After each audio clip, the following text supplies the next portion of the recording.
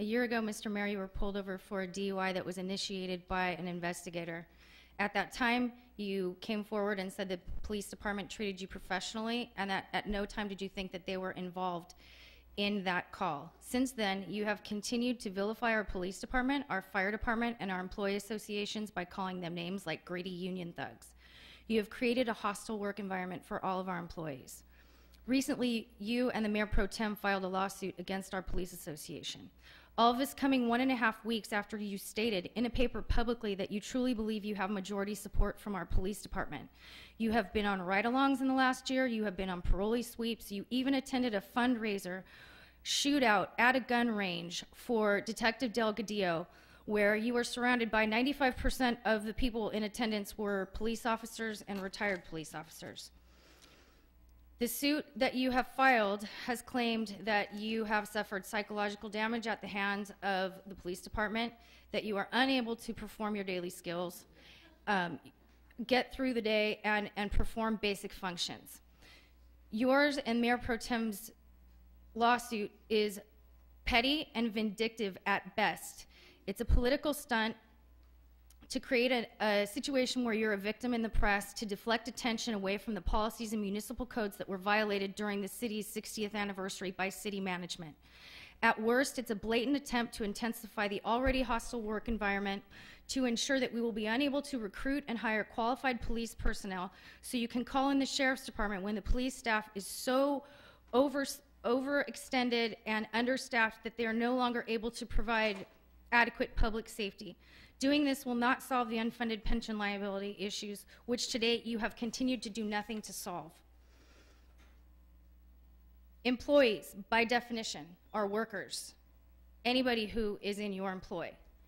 That means city employees, police employees, fire employees. It doesn't matter. They're an employee.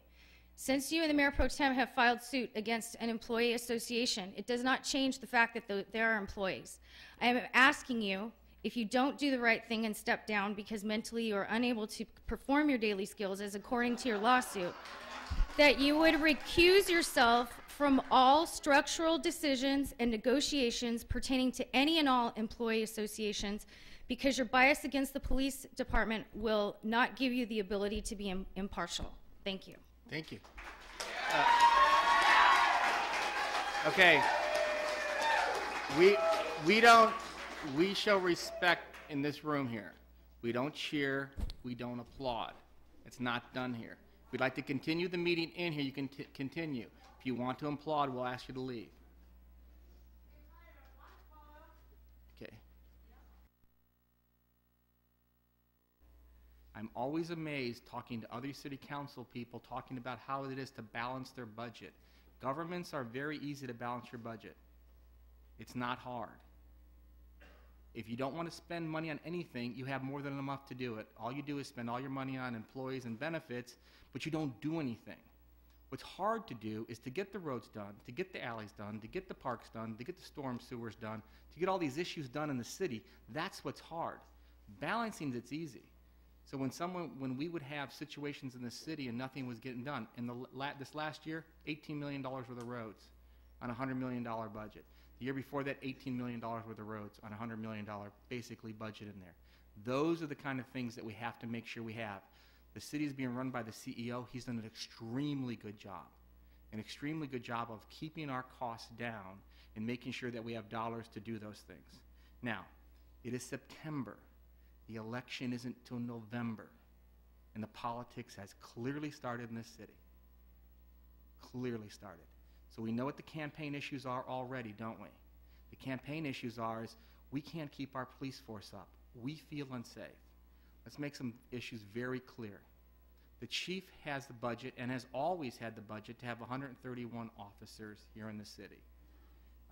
I hear all the concerns of how hard it is to hire an officer. Then, of course, somebody comes up and says, yeah, but you don't want those bad officers. I'm not going to go through the list of the bad officers this city has hired, and we've paid hundreds of thousands of dollars of settlements, okay? Police officers are great. My brother's a police officer. My father, who passed away, was a deputy sheriff. I respect police officers and the work they do. but we are not going to have the city run by the contracts of the employees. What's amazing that happened this last year is you don't hear one word from the fire department. The fire department figured out very clearly, this council said, we will not have your contract manage this city. Your contract will not have things in there saying how many people you need at what department or what station or what you do. That will not be in your contract. That's what the chief does. The chief we hire to make sure the city's here. Now, one person came up here and said, you closed a fire station. Really? Why did we do that? Because we went ahead and spent a couple $1 million to make sure that we have separate paramedic vehicles, that instead of running 4 full-time firefighters to go to someone's house who tripped and fell and send 20 tons of equipment in front of your house, we will now have ambulances. It's not too hard to figure out the efficiency of being able to break up the crews to have the 2 paramedics get there without the 20 tons of equipment in the fire truck. In our city, we had 224 fires last year. We had 6,000 calls from medical services. We have an emergency medical services. The fire department's a nice name, and we can keep it that way, but it's an emergency medical service system. That's what we have in this city here. And we have to continue to understand that. We had a fire station up at Anton with a full crew of 12 people that had a usage, was used 5% of the day. Okay? What's that, 80 minutes of the day was used for a full crew, 12 people? That was outrageous. This new place that we put in place, which the firefighters agreed with, and the chief agreed with, and Orange County Fire Authority brought to us, was saying, close that fire station. You have Santa Ana Fire Station right north of you a few blocks. There's no reason to have another fire station there which doesn't have any kind of use. And so that's why that was done. And the firefighters got their contract extended with no cuts, with no layoffs, with nothing else, because they understood right away that this council is not going to be managed by a contract. What we have right now, and we just saw the contracts that went out from our city to our association of miscellaneous employees, the people that aren't sworn, of where our costs were $20,100,000 last year, going to $23 million if we did nothing. That's no increase, is nothing, $23 million. And we came back with something that cost us $21.5 million. And what the comment we got back is, we want to partner with you. Now, partnership is a nice spin word to use. We use it all the time. They are partners. The employees are partners of ours. But they are not into our financial checkbook. The partnership that this city has had with the employees has led us down the road of $250 million in unfunded pension liability. It's led us down the road of streets and sewers not being taken care of for 20 or 30 years. And we somehow balance the budget, but we don't spend money on what we should do in this city. This city has more than enough money to take care of whatever it needs. That is not an issue over there. We can do that. But now let's get back to the situation with the police. Since the day I've been here, it's been 131 officers, basically, just about the whole time I've been here we need. And we are not at that number. And that is our fault. We should be there. But there's never been a cut to not say be at 131. In fact, we've said that they can go above 131 if it's people that are in training, whatever's needed, and the money's always been budgeted to do that. So that number's there, and that can absolutely be done. But we are not doing enough to hire people. If the Orange County Sheriff can hire sheriff's deputies that they're being told they have to go work in a jail for 7 years, I do not buy the fact that there's some tension in this city and therefore people don't want to come here and work. That is ridiculous. So here's what I'm proposing. From this point forward, a week from this Thursday, I want a meeting in my office every Thursday with the head of the chief of the police department, his staff, and anybody else we need in our HR department. And I want to plan on my desk a week from this Thursday on how many people have to be hired, when they're going to be hired, and what that plan is to have those in place. And we will have that meeting every Thursday in my office at 3 o'clock until we meet the goal of having the people that are budgeted. Once the people are budgeted to come in, if there's additional officers, we can look at that. That's not a problem. But to sit there and complain that this council is not doing something for officers, and the fact of the matter is it's been budgeted all along, is a red herring. And it shouldn't be done. Now the last point. And I'm going to be very clear about this.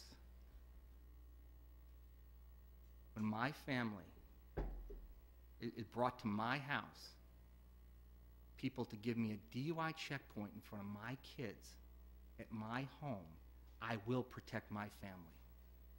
And I'd expect us to protect anybody else's family in this community, and I'd expect any other elected official in this county and state to be protected. Let's not forget what happened. What happened is our Police Officers Association, and let me just say right up front, our Police Officers Association has 4 great people now running the Police Officers Association, and they're doing a great job. Nobody has a problem with that group over in there. The issue, excuse me, the issue has to do with what happened previously with our police association, not the police department, not the officers. I said very clearly the officer that met me at my house was fine, but what happened here? We had, which is happening out of this playbook right now, the same law firm, Lackey, Danmar, McGill, and Ether, is a law firm that's, their website is policeattorney.com, ex-cops who are now lawyers to protect cops. And what they say is we use aggressively. We're aggressive in getting what you want in your contract, and we do whatever it takes. Aggressive means cross the line and break the law. That's what's happened here. And when I was left Mr. Monahan's restaurant and I was filed by a private investigator who was a fired police officer, head of his police officer association from Riverside, to drive all to my house and call in a fake 911 saying I was drunk and I hadn't had one thing to drink, they are looking to extort elected officials. And we went public on that. I got more calls from elected officials who'd been extorted by the same law firm. This law firm represents 130 police officer associations. This is not a little deal. This is a big deal. It was not easy for me and my family to go through with this. It would have been easier just to walk by. I have to sit in a meeting and be ridiculed. My children have to go through this. This is not okay, but it is wrong. It is absolutely wrong. And by the way, I've never used the word thug tactics or thug groups. That is outrageous. It is wrong. It is wrong for any elected official to be forced or extorted to change their vote against their constituents to get what the union wants. That's just wrong. And I'm not going to, sir, that investigation is going further soon. And let's talk, sir, you're out of line. So understand, the district attorney is still working on that investigation. Nothing stopped there. But at 1 year, we had to make sure, because of statute of limitations, to file. I would have much rather the district attorney to finish it. But let's look at the law firm that put together the dirty playbook of the dirty tactics that said, go after one person at a time. And until you get what they want, go on to the next victim. And go ahead and have protests out in the city hall and say about how not unsafe it is. It's right out of the playbook. It's the playbook that firm did. Since the day we filed the lawsuit 3.5 weeks ago, 6 of the 18 lawyers have already left the firm. The word is today that one of the named lawyers of the firm has already left. This firm is being investigated from every level of government, federal, state, and local. And this firm will not be existing in a few months. And for people to come up here and say, I'm not supposed to protect my home and my family, and I'm just supposed to roll over and it's okay, is wrong. Make it very clear to anybody. You attack my family, my friends, my kids at my home. I will do whatever it takes to protect them. Thank you. Duty in the city. I wasn't here to agree to these agreements. I know several people weren't up here to agree to these agreements, but they are what they are, and we have to look forward to solving this problem. So the budget and group is working hard on that, and we'll be coming back with more answers. And as these RFPs go out, you'll see them. They'll be public.